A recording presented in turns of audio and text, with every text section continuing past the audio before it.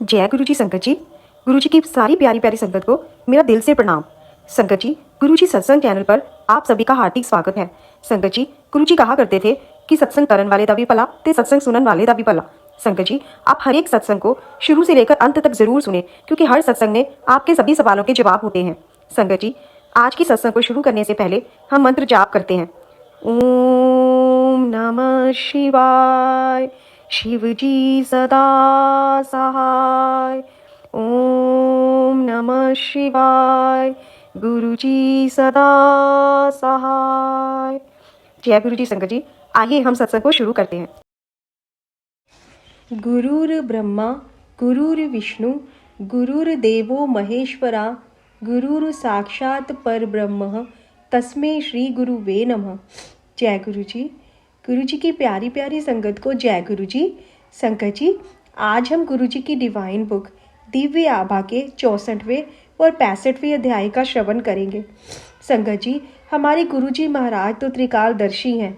हम चाहे जितना भी क्यों ना सोच लें, चाहे जितनी मर्जी प्लानिंग कर लें, परंतु होना वही है जो गुरु जी महाराज को मंजूर होता है, क्योंकि वे हमें वो नहीं देते जो हमारे लिए सही ना हो। संगत जी, हमारे गुरुजी महाराज की अगर कृपा दृष्टि हो तो मुश्किल से मुश्किल कार्य भी आसान हो जाता है। गुरुजी महाराज कहा करते थे, तुसी मैनू याद करो ते मैं थोड़े काम करांगा। संगत जी, गुरु जी की मर्जी के बिना हम सत्संग में या उनके मंदिर तक भी नहीं पहुंच सकते जब तक कि उनकी आज्ञा नहीं होती। संगत जी, हमारे गुरुजी महाराज हमारे बच्चों के साथ रहकर उनकी हर कठिनाई, उनकी हर विपदा, उनकी हर ज़रूरत में उनकी सहायता करते हैं, उनका मार्गदर्शन करते हैं। संगत जी, ऐसे ऐसे सत्संग हुए हैं हम सभी के साथ कि यदि हम उन्हें गहराई में जाकर सोचने बैठें तो हमें गुरु कृपा का आभास होगा कि ये कैसे संभव हो सकता है, जो कि हमारे गुरुजी महाराज ने कर दिखाया। संगत जी, आज के सत्संग गुरुजी महाराज की संगत भारत भूषण चौधरी जो कि दिल्ली से है और भारत भूषण भाटिया जी जो कि गुड़गांव से हैं, उनके हैं।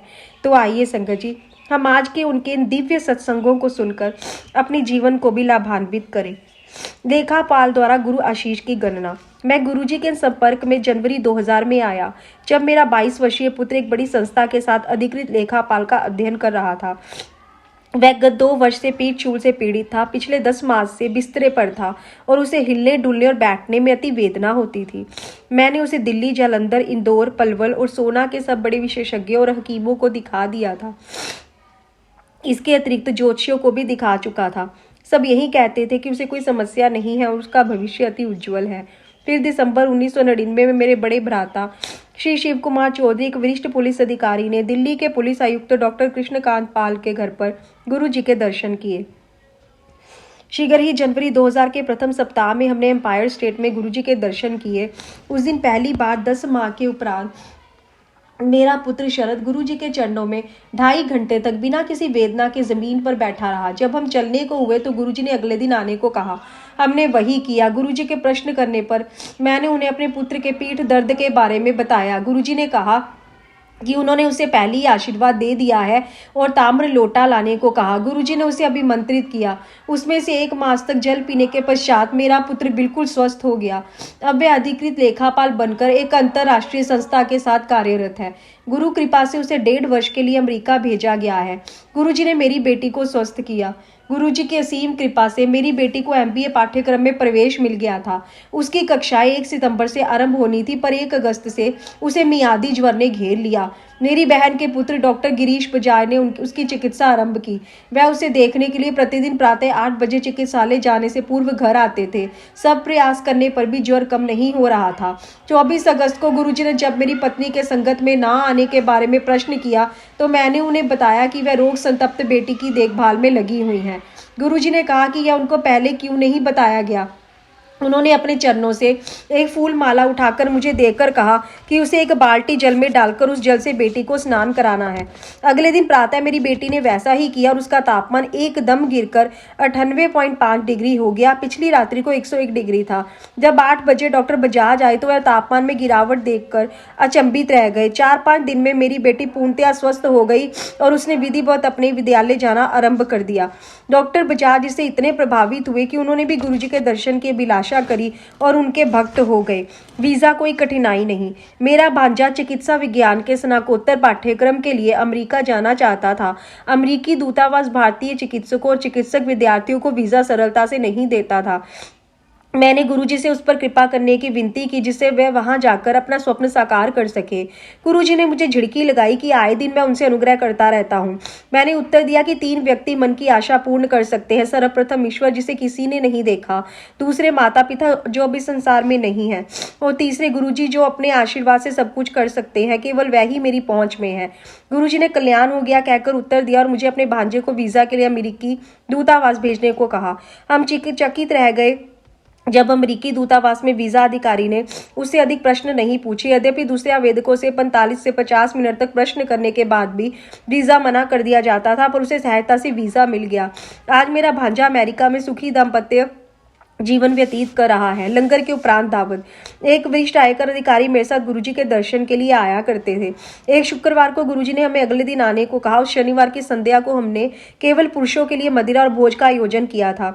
उस दिन दोपहर को मैं सोच रहा था कि गुरुजी ने हमें बुलाकर शाम का कार्यक्रम नष्ट कर दिया था। उस दिन रात्रि को 10 बजे लंगर समाप्त होने के बाद गुरुजी ने हमें कुछ अन्य अनुयायियों के साथ रुकने के लिए कहा। आधा घंटे बाद गुरुजी ने अपने एक भक्त, एक वरिष्ठ सीमा शुल्क अधिकारी के घर चलने के लिए कहा जो अपनी पदोन्नति होने पर दावत कर रहे थे।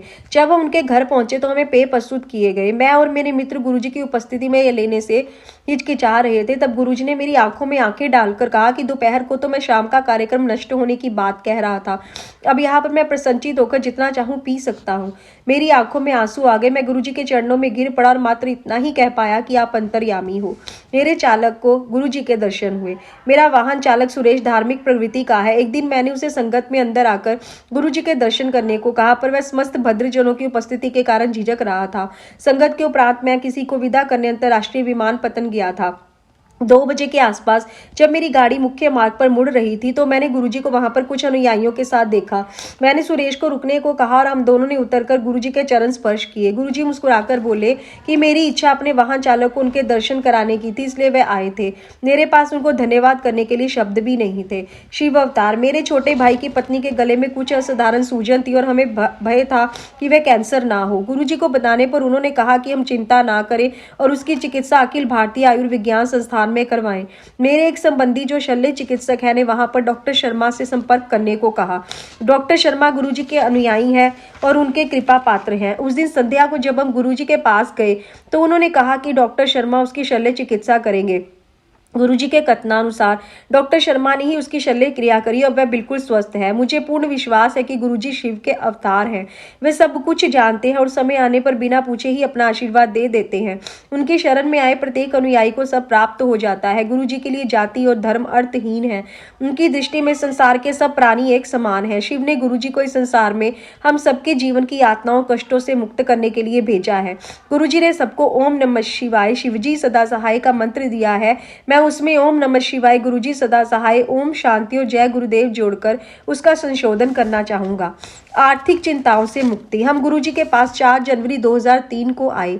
मेरी पत्नी उषा 1998 से चिरकालिक नजले से पीड़ित थी और उसके थक्के बन गए थे। उसे कई अन्य स्वास्थ्य संबंधी समस्याएं भी थी। उसमें से एक तो तुरंत समाप्त हो गई। उसकी खाने की नली में नासूर था जो गुरुजी के लंगर में मिर्चों की चटनी खाकर लुप्त हो गया। गुरुजी ने यह भी कहा कि उन्होंने उसे एक बार में ही रोग मुक्त कर दिया था। मेरी पत्नी के गर्भाशय में गुल्मा भी था और हमें इसका ज्ञान नहीं था। एक दिन गुरुजी ने उसे बुलाया और कहा कि उसका स्वास्थ्य ठीक नहीं है और उसे घर पर विश्राम करने की आवश्यकता है। गुरुजी ने उसे शल्य क्रिया के लिए भी भेजा। आज वह बिल्कुल स्वस्थ है और उसके नजले की समस्या भी समाप्त हो गई है। इसी समय के आसपास हमें आर्थिक समस्याएं भी आ रही थी। हम एक अनर्थकारी निर्णय लेने वाले थे जिससे हमें अत्यंत हानि होती। गुरुजी ने मेरी पत्नी को अपने पास बुलाकर उसे हमारे बैंक की राशि बता दी और हमें वह निर्णय लेने से रोक दिया। गुरुजी को सब ज्ञान रहता है। इसमें जो बातें हम घर पर करते हैं उसका भी उन्हें पता रहता है। वह अनेक बार सिद्ध कर चुके हैं कि वे अंतर्यामी हैं। हम चकित रह जाते हैं पर ये जानते हैं कि वे शिव के अवतार हैं। उन्होंने बड़ी या छोटी प्रतिदिन की समस्याओं में कई बार हमारा मार्गदर्शन किया है। एक बार मेरी बेटी भावना को मियादी ज्वर हो गया और 1 सप्ताह तक उच्च तापमान रहने पर भी चिकित्सक उसे ठीक नहीं कर पा रहे थे। गुरुजी ने उसे पपीते और गन्ने का रस पीने को कहा, जो चिकित्सक मना करते हैं, पर इन्हें पीकर वह बिल्कुल ठीक हो गई। कालांतर में इन्हें कठिनाइयां होते हुए भी गुरुजी की दया से उसे दंत चिकित्सा पाठ्यक्रम में प्रवेश मिल गया। गुरुजी हमारे जीवन में आए, इसके लिए हम धन्य हैं। जय गुरुजी। शुक्राना शुक्राना मेरे मालिका, आज की सेवा के लिए लख लख शुक्राना। जय गुरुजी।